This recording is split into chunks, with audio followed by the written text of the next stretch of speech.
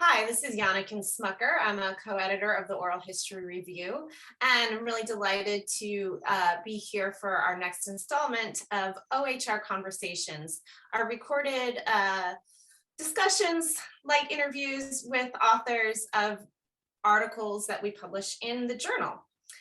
Joining me today are the co-authors of our recently published article, Toward an Ethos of Trans Care in Trans Oral History. Welcome to Elspeth Brown and Myrl Beam. Elspeth is a professor of history at the University of Toronto and director of the LGBTQ Oral History Digital Collaboratory at that university. And Myrl is currently visiting assistant professor in the Department of Women's Gender and Sexuality Studies at Macalester College. Myrl is the former oral historian for the Tretter Trans Oral History Project at the University of Minnesota. And so they both bring a wealth of experience in trans oral history, working at prominent centers that really focus in on this subject. And their beautiful article, which I definitely encourage you all to read, takes a really sensitive approach to thinking about archival practices, as well as motivations for project, and how in our current 21st century moment, when to sort of quote them, trans oral history is having a moment, what are potential pitfalls and how do we really make sure we're approaching the subject with care? So let's start our conversation by having you describe what you see as this moment of trans oral history. Myrl, you want to take this one? Let's get us started. Sure. I mean, really, I think what we are trying to describe is just the amazing energy that is happening in the development of fantastic trans oral history projects. I think the New York City Trans Oral History Project deserves the biggest shout out here for really catalyzing energy around this, and also suggesting for us a model that we both think is really awesome for doing it well, for producing oral histories that resist in some ways the strict identitarian impulse of identity specific oral history projects, and instead focusing on the way that transness is shaped by things like gentrification or place or relationship, which is part of what we're suggesting in our article is so important and generative about trans oral history. I think another aspect to all of this is that really, I think increasingly folks are looking for archival material to write trans histories, and there's not a lot there unless it's coming from medicine or law, a kind of pathologizing discourse, if you will. And so I think trans history is having a moment that was somewhat similar to gay and lesbian history, 30 years ago, et cetera, when there was a need to do oral histories in order to actually create an archive that's in our case, that's a trans positive, transcentric archive that starts with the stories of trans people themselves in historical perspective. And it's also oral history, as you know, is also as a praxis, it's very much about creating a sense of belonging and community as well. I'm putting community in quotes because we know that's a complex term, but the doing and the making of an oral history project, for any kind of oral history project, can do that kind of important political and cultural work of bringing people together and helping people understand that their experiences have value, that they're important, that people need to them and want to know about them, not only in the present, but also, of course, in the future. Yeah, I can really see, many groups, identity groups, who have not traditionally left that paper trail in the archives have needed. I mean, that's where really oral history has been essential and magical, I think, in filling those absences in the archive. So it does seem like a natural progression. So it's wonderful to have a body of work now that can help tell the history of trans experiences. However, of course, this comes with, potential pitfalls, potential risks. And some of it I see is really intersecting it with where oral history as a field is in the 21st century. Now that digital audio is so easy and accessible, anyone can record stories, and, the sort of StoryCorps model of engaging with short snippets, emotional conversations, has bled into all of oral history work for sure, as we try to engage new audiences and make our work relevant. So storytelling really is a buzzword in all sorts of areas, including oral history. What are some of the dangers or limitations to this idea or perception of oral history as storytelling, particularly as you see it relating to trans oral history?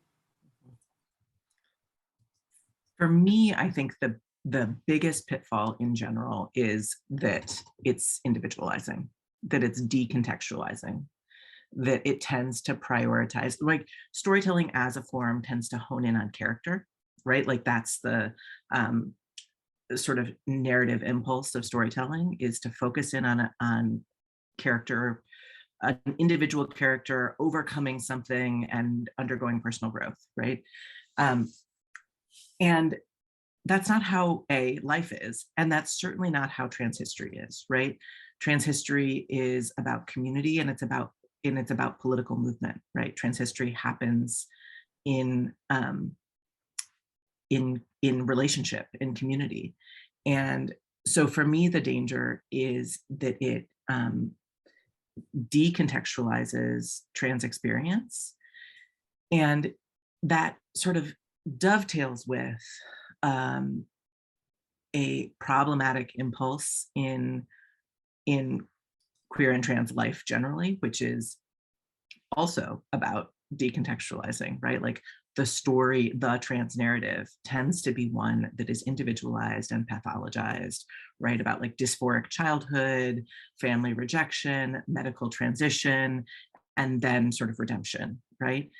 And in fact, actually, what leads to trans thriving is community building and political at work, And so the danger from my perspective of trans storytelling is that it actually privileges a narrative that ends up actually being, I think, damaging, and obscures the work that's actually necessary to ensure trans thriving, which is fundamental political change of racialized capitalism. Do you want to add in, Elspeth? Well, I was just going to say the other consideration is one of audience, right? So, and by the way, I really want to give a shout out to this fabulous article by Alexander Freund that sort of discusses all of this about neoliberalism, oral history and neoliberalism, which if I remember correctly, I'm sure I can come up with the title, Under Storytelling Spell, Oral History in a Neoliberal Age. But I wanted to also emphasize the centrality of audience and who the implied and actual audiences are of oral histories and oral history clips and any kind of research creation that comes out of oral history, like, for example, the interview that we're doing right now. So the implied audience for this particular interview is not necessarily a trans audience, right? It's a kind of oral history community of praxis that's quite broad. Whereas if you're in the kind of neoliberalism that we're talking about in relationship to StoryCorps is also presuming a kind of non-trans audience.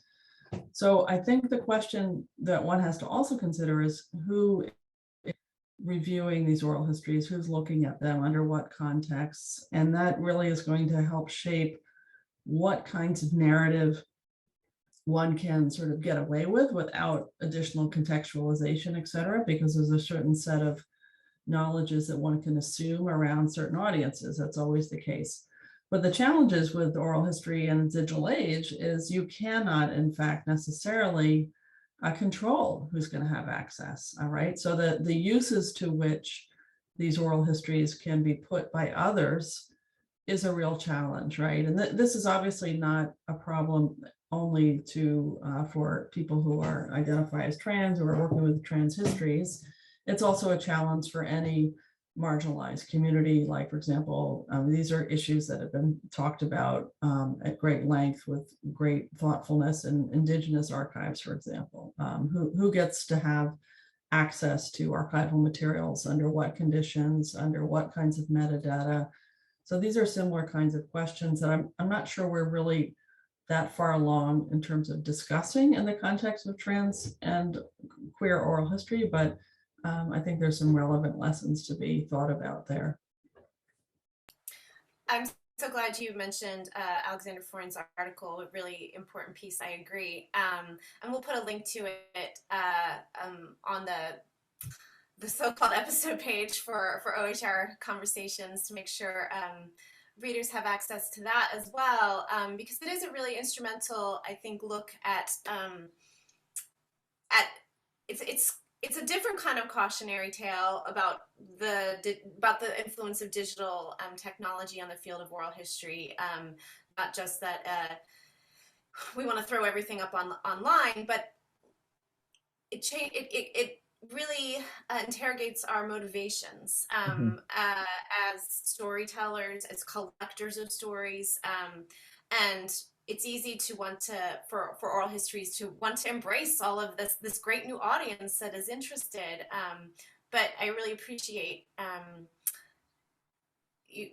both your work and Freund's work in calling us to pause and consider the implications there. I really want, while we're on the subject, go ahead. I was just going to add that, I mean, I think Freund talks about this a little bit, and we really don't talk about it very much in our piece, but what we're also talking about is in this neoliberal context of storytelling, the production of an emotional and effective arc, and then capturing that for a particular neoliberal end, which is exactly the emotional journey of advertising, right?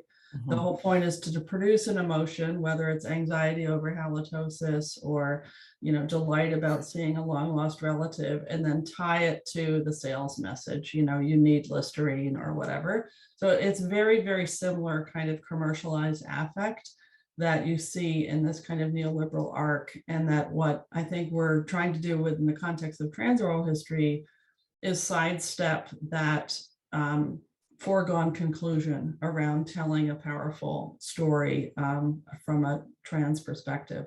But the strategies on the evasive maneuvers, if you will, around the ending point of that emotional arc, I think we're all figuring out, frankly, as we're doing these oral histories in a neoliberal age. In your article, sorry, I didn't mean to derail you.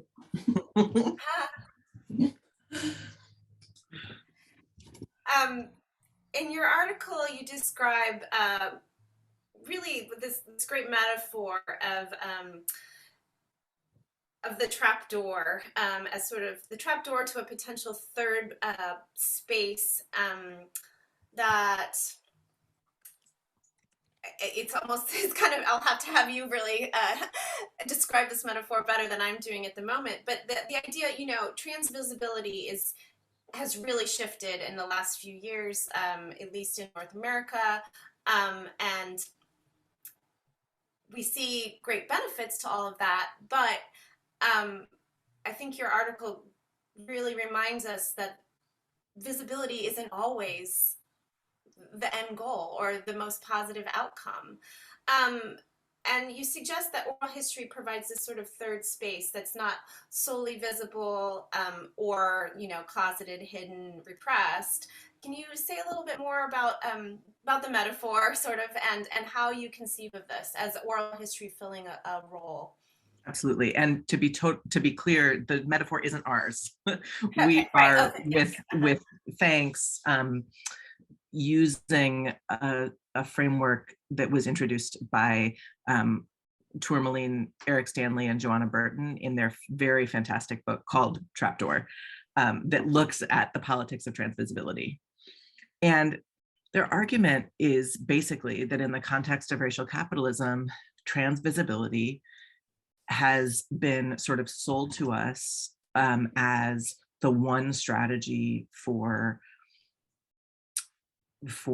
safety and thriving. And it hasn't worked. It's actually exposed more people to violence, right? Like a fantastic example that's very concrete is that right after Cece McDonald, a Black trans woman who in Minneapolis was arrested for defending her life against a neo-Nazi attacker who came at her with a broken bottle outside of a bar.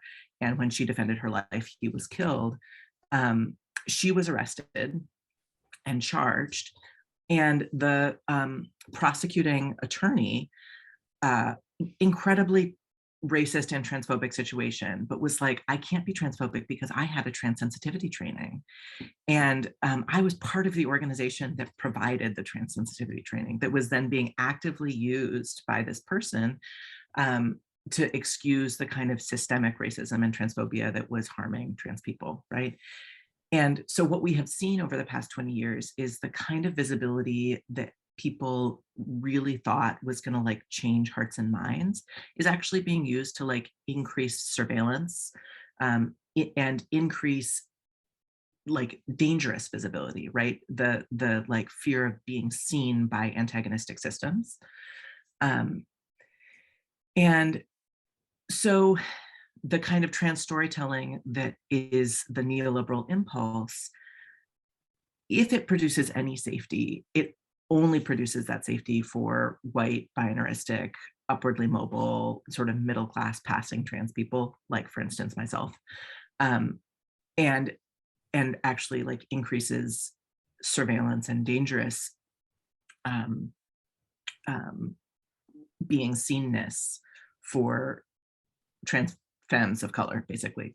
And so what we wanted to explore was, can oral history really provide basically more complexity, more nuance, more relationality, more context than those individualized kind of consumptive, narrative storytelling pieces that are about white, passable trans redemption, pathologizing, then redemption, and instead look at the life-giving political work and community that trans folks of color are producing, that actually everybody has a lot to learn from, but that are the things that are creating spaces for trans thriving, very much not the kind of white, rights-focused trans redemptive stories that are being overproduced. And so the metaphor of trapdoor for us was about the possibility of trans oral history, when done with care, to create a space for those trans stories that are stories of intersectionality, that are stories of relationality, that are stories of context and community. Do you want to add to that, Elspeth? Well, I was just going to say, from a kind of theoretical viewpoint, the whole concept of visibility as a trap, of course, comes from Foucault, and that's where the whole collection comes from. That understanding of the pitfalls of visibility. But looking at this question from the perspective of visuality studies, if you will, there's been a sort of counter movement towards this conceptualization of visibility as always already being a trap, a la Foucault, which is really to think about the performativity of visuality, the ways in which images themselves do the world. They create things. They have a capacity to make things happen. And some of those things can be positive things. Like if you think about the relationship between, say, queer and trans, family photography, however you define it, they help constitute a beingness in the world through the visual that is actually can be positive and important. And this is an argument that's been really well elaborated in the context of Black photo studies, in particular African-American visual culture studies, and looking at the ways in which Black visuality kind of is a sort of counter archive to a public discourse of Black criminality and the ways in which photographs can help disrupt and create other kinds of alternative possibilities for world making for Black people. So that first, I think, was part of what we were thinking about in terms of trying to understand a way to recognize the centrality of the visual, which oral histories are, because we were doing video oral histories through Zoom, and they're circulating in a visual way online through digital ways. And so are there other ways that we can think about visuality that isn't a kind of Pollyannish kind of liberal integrationist framing of how these stories might work? I want to add, please add the thought. yeah, one thought, which is just to like reflect for a moment on the context of just the incredibly like virulent and dangerous like political context of trans life in the US in particular, that's actually even more intense than it was even when we were writing. And certainly the most intense it's been in my, lifetime, actually, where in that the incredibly emboldened white nationalist right in the US has honed in on trans femininity in particular, but transness generally, as a like useful political fear tactic, right? And has actually found like an enormous amount of traction. And this is not just happening in the US, this is about like the global rise of white nationalist populism in lots of different places. And it's connected obviously with like attacks on what folks are calling critical race theory, but is really just history. And there's a kind of visibility. There's a way that both of us were writing about the dangers of neoliberal storytelling as if we in the US were still living in a kind of Obama era marriage equality, that like the danger is like neoliberalism or like liberal rights, but actually the danger is a little bit different right now, right? The danger is an incredibly potent threat of targeted violence that is actually happening. And they're not actually disconnected. And part of what's hard is that so much of the political response to that violence is about prioritizing the individual narrative and the desire for rights, and deprioritizing the intersectional mass mobilization of which transness is a part, which is actually, I think, the more generative political future and horizon for trans movements, because it was the rights discourse that got us to this place in the first place. I'm really glad you brought that up, and it's quite I mean, it's not that long ago that you drafted this article to begin with. The landscape certainly has changed here in the United States for sure, in the discourse, and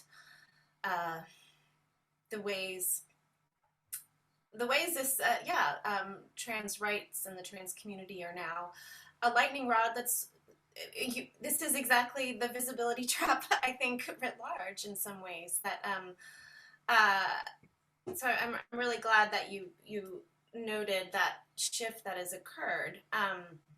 Can I just jump in to say we've seen this moment before historically? I think about the Anita Bryant campaign, for example, in the late 70s, which is coming on the heels of course, increased visibility for gay and lesbian people as part of the activism of the late 60s and 1970s. So I think that's what we're seeing again. And the Republican right has, of course, understands the Anita Bryant campaign was all about children, right? Save our children. And so we're seeing that again with a focus on the child and the vulnerability of the child in relationship to transition, et cetera, in contemporary discourse. It is completely a mobilizing strategy for a right-wing base.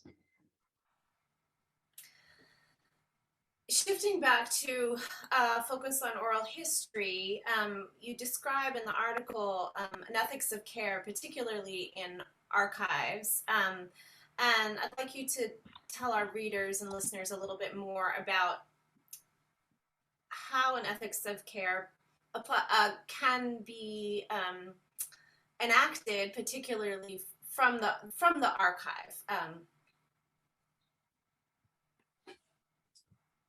Well, I think it's partially about a shifting, a conceptualization of the archivist's, however defined, duty of care from simply a focus on the records of the materiality, the files, the metadata, all of which is really important, to also thinking about the people whose histories are implicated or are part of that historical record, dead or alive, right? Because one has ethical obligations, care obligations to communities who may be long deceased in relationship to the historical record. And this is, of course, a movement, as we talk about in the article, that folks in the archives field are very involved with, working on, people like Michelle Caswell and Marika Sefor, but others as well.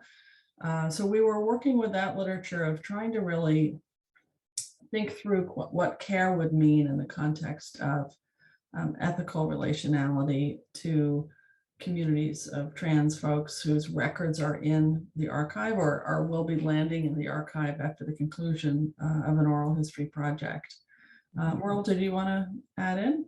Yeah, also to note that, again, here we are borrowing from and extending and sort of sitting with the concept of trans care, which was created and elaborated by Hill Malatino, a trans studies scholar who wrote this lovely slim volume called Trans Care.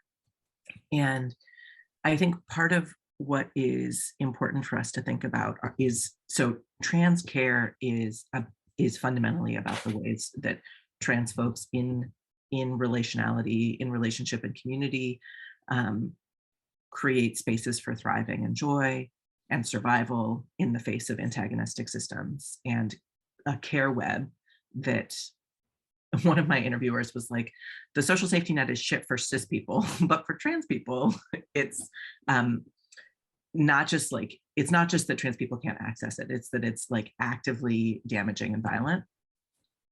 And so in their book, they're talking about the way that trans folks have created care webs. And we wanted to think about it, about how can we create oral history projects that are informed by trans care, but that have these institutional alignments that we can't necessarily trust, right? Both of us work for oral history projects that are university affiliated. Elspeth's project is also part of a community-based organization. And certainly in the case of a university affiliated organization, there are people who can be part of webs of trans care, but the institution itself is often antagonistic, right?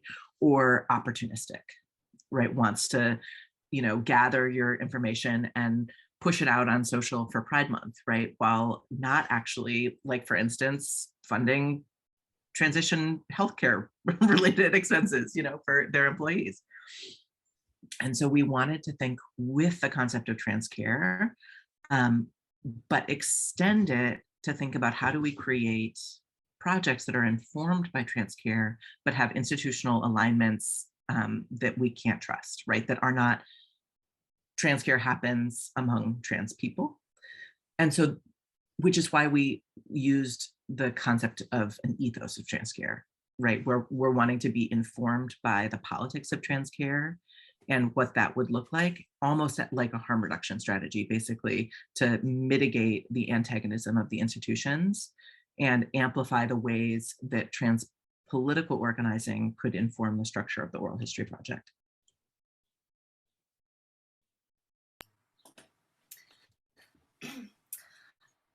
I'd like to close our conversation sort of on a imaginative note.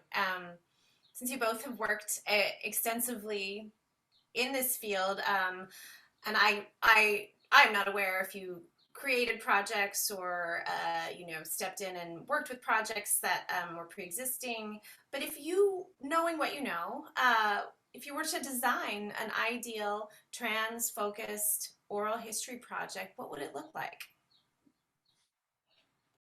We've talked a lot about this. I think, really the challenge is how can one create a community-based oral history project that is directed by and produced and created by trans people, addressing the questions and issues and concerns that are important to trans people, while providing the necessary infrastructural support for that to happen. And it's a balancing act, right? Because there's a lot of work involved. And I think there's a lot of different strategies around how to do this. So I mean, just a shout out again to the Trans Oral History Project, the New York City one, which I think is a really phenomenal project because it's community-based and folks are interviewing each other. There's a modest amount of funding available, and there's also a focus in terms of the interviews.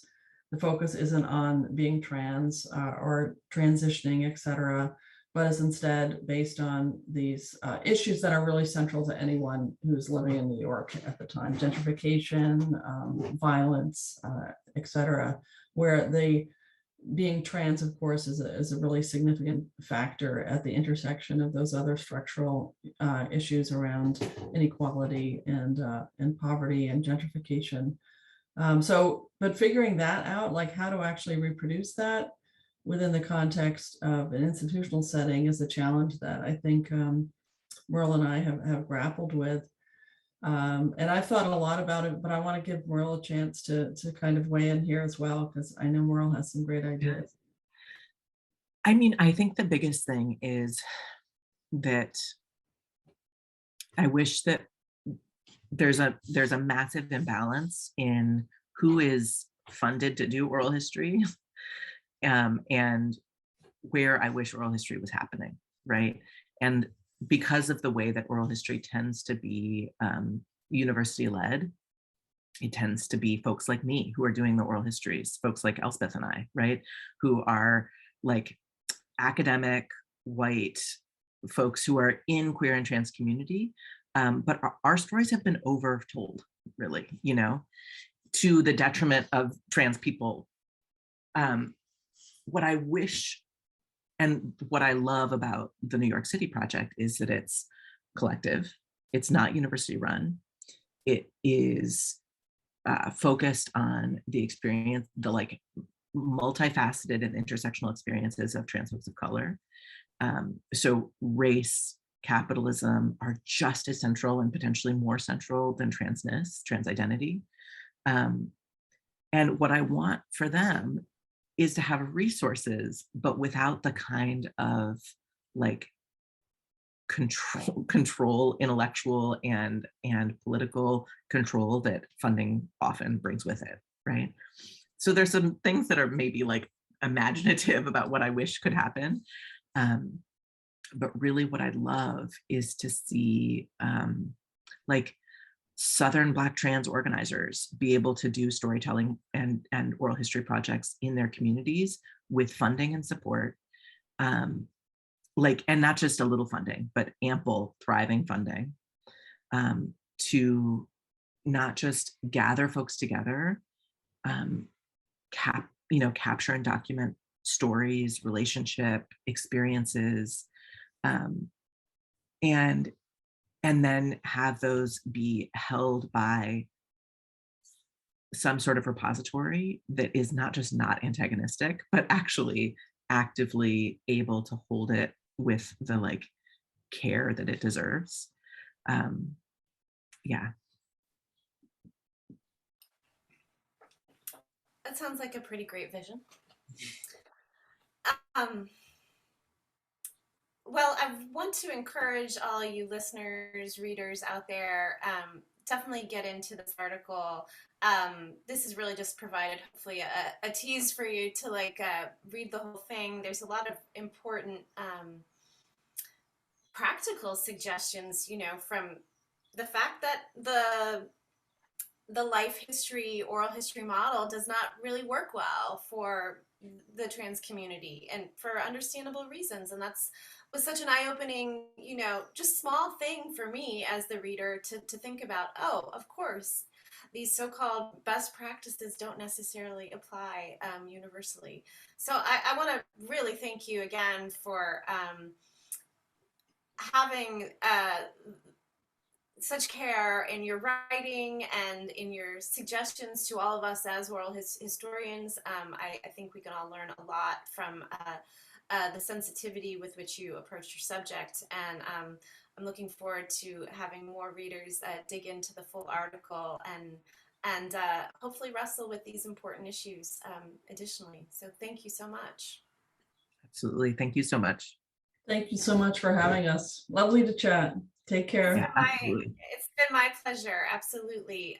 So once again, this has been OHR Conversations. Joining me today were Myrl Beam and Elspeth Brown, authors of the really lovely article Toward an Ethos of Trans Care and Trans Oral History, which is in the spring 2022 issue of Oral History Review. I'm Janneken Smucker. I'm one of the co-editors of the journal. Thanks so much. Take care.